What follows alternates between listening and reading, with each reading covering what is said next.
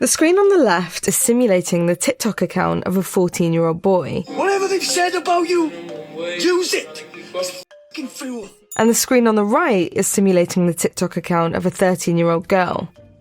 You can always be thinner. Look better.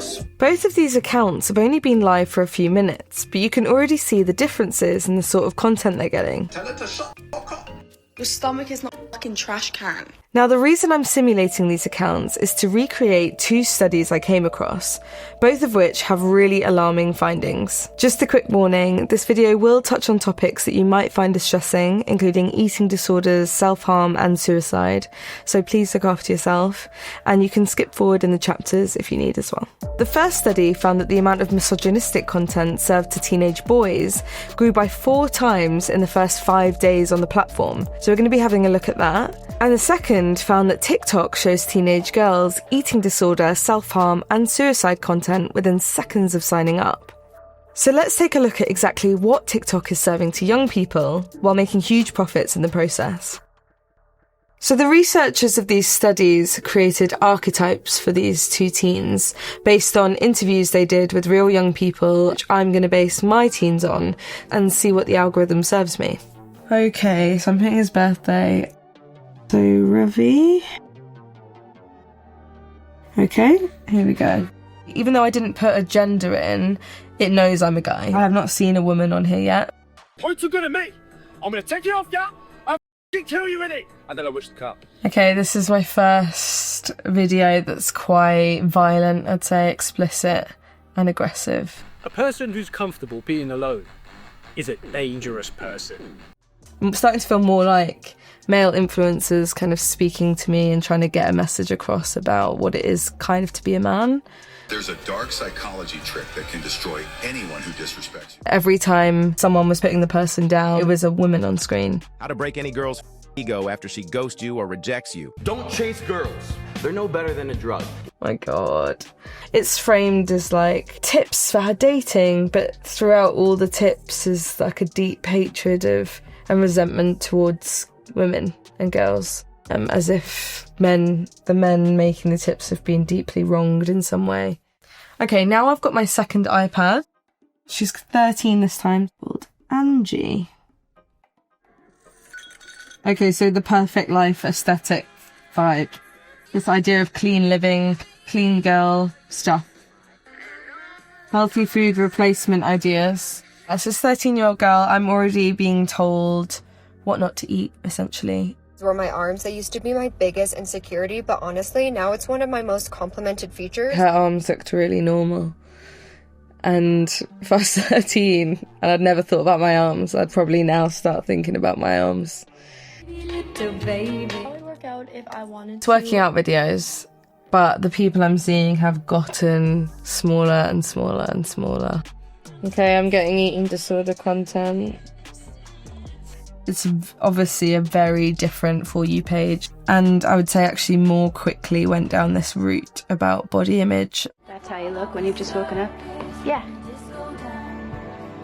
Nothing in my life is fair. As if like nothing in your life is fair because you don't have a super flat stomach, so yeah, let's leave it there.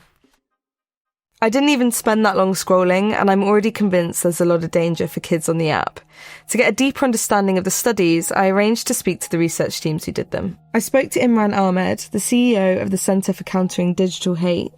He and his team ran the experiment in 2022 about teens vulnerable to eating disorders. Why is it serving them the harmful content? The algorithms, they're designed for one thing and one thing only, to keep you scrolling for as long as possible so you consume advertising so they make money. Whether or not that is because it's something that you've liked before, but also because it makes you upset, angry, fearful, that it makes you scroll more frequently. We set up accounts in 4 different countries. In 2.6 minutes, those accounts were getting self-harm content. Within 8 minutes, eating disorder content. When we named half the account Susan Lose Weight, which gave an indication that this person might be vulnerable, TikTok actually tripled the amount of harmful content those accounts got, and they got 12 times as much self-harm and suicide content. TikTok's response to the report was quite extraordinary. I mean, they didn't actually deny anything. What they actually did was make it harder for us to replicate the research in future. Okay, so a lot of that information from Imran was incredibly disturbing, and it's definitely made me even more curious to find out about my other test, Ravi. So I caught up with Kaitlyn, who led the experiment on how algorithms lead to online hate and misogyny, and I showed her what I had found. So obviously I've been doing a little replica of your experiment. It was like a lot of cricket and football and cars, and now it's quite aggressive, misogynistic, jokey videos, basically. That doesn't surprise me that that's what's coming through, because we have to remember that advertisers are paying to know that we are being held there. Hate, harm, and disinformation can flourish in this environment simply because they're more attention grabbing. Why would you say young boys are looking at this stuff? So often it is because they are seeking answers to feelings of loss of control. I call this phenomenon Incel 2.0. So if Incel 1.0 was about being an outsider, Incel 2.0 is by contrast about banding together and finding empowerment through the language of Incel. And that phenomenon is being perpetuated by TikTok, which actually allows this softer level of misogyny to be microdosed by young people much more broadly. The answer to this should not be young men are bad. Really what we should be doing is breaking out of these very, very individualistic feeds and start actively talking about what we are seeing online. It's worth considering if that is the best thing for you. Mm-hmm. And the other exercise that I think we should all be doing is doing what researchers call a walkthrough method, where you open up one of your most frequently used applications with a partner and you scroll through a normative period of usage. And that might make you cringe.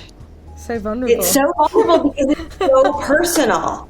Yeah. But look, this didn't used to be personal. We used to watch TV collectively. We used to go to the cinema as a community collectively. Very new, this idea of hyper-personal viewing. If it does make you uncomfortable to share a scrolling period with your partner, it's worth considering why that is. So I did go away and do the walkthrough method. The person who was watching me scroll noticed that I actually do have quite a lot of kind of body imagey type content and like maybe some other stuff that's not necessarily that positive or healthy for me, which I'd kind of normalized because you're used to scrolling with your algorithm.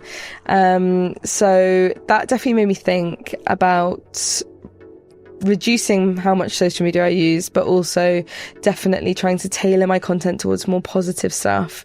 So yeah, definitely going to make some changes after this, I think.